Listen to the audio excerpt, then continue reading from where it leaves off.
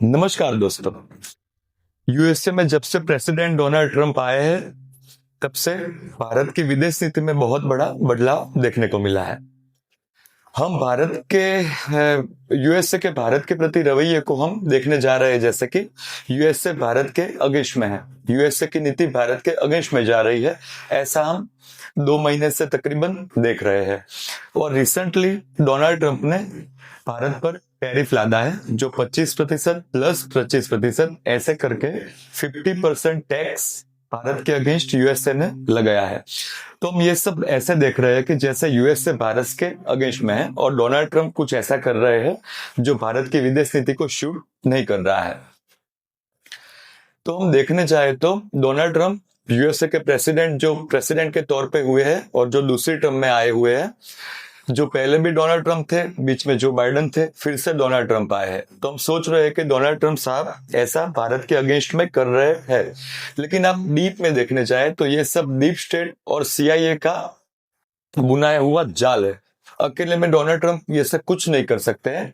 CIA उन्हें जो आदेश देता है और डीप स्टेट उन्हें जो करने के लिए बोलता है, डोनाल्ड ट्रंप उसी तरह से अपना काम करते हैं। अकेले में डोनाल्ड ट्रंप कुछ खुद से खुद विदेश नीतियां नहीं बनाते हैं। यूएसए ने अपना चुना हुआ चेहरा डोनाल्ड ट्रंप है, लेकिन जो सारी विदेश नीतियां है वो यूएसए का डीप स्टेट कंट्रोल कर रहा है और सीआईए कंट्रोल कर रही है। और उनकी विदेश नीतियां जो 20, 30, 50 साल से जारी है, वही वो कंटिन्यू करना चाह रहे हैं। तो ये सोचना बेकार है कि डोनाल्ड ट्रंप भारत के अगेंस्ट में ये सब कर रहे हैं, वो कर रहे हैं। डोनाल्ड ट्रंप अकेले में कुछ नहीं कर रहे हैं। जैसा कि मैंने बताया, डीप स्टेट सबसे पीछे सक्रिय है। डीप स्टेट एक ऐसा बना हुआ जाल है, पुराना जाल है, कि जो सोचता है, काम करता है, लेकिन वो पर्दे के पीछे ही रहना पसंद करता है। पर्दे के पीछे रहते रहते अपने सारे आदेश देता है और अपना पूरा काम नेताओं के द्वारा करवाता है।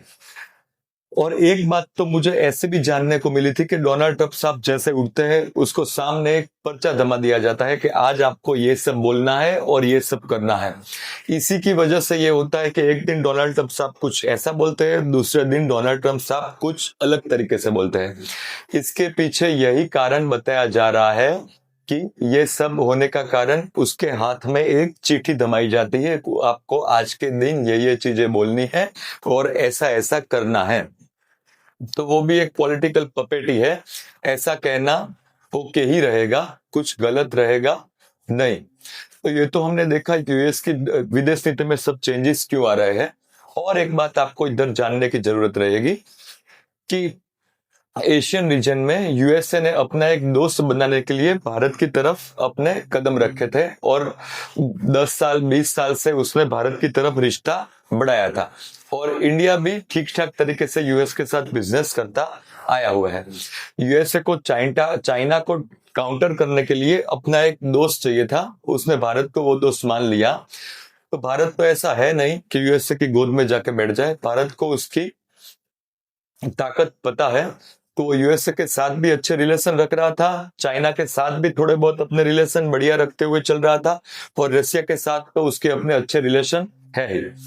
लेकिन यूएसए ऐसा चाह रहा था कि भारत एक बड़े युद्ध में जाए, तो पाकिस्तान की तरफ भारत एक बड़े युद्ध में घसीटा जाए। उसमें यूएसए का इंटरेस्ट था कि जो भारत अपना सिंदूर वाला सर्जिकल स्ट्राइक करके थोड़ा बहुत बच गया, थोड़ा बहुत बैलेंस किया और थोड़ा बहुत पाकिस्तान को पीछे खदेड़ा।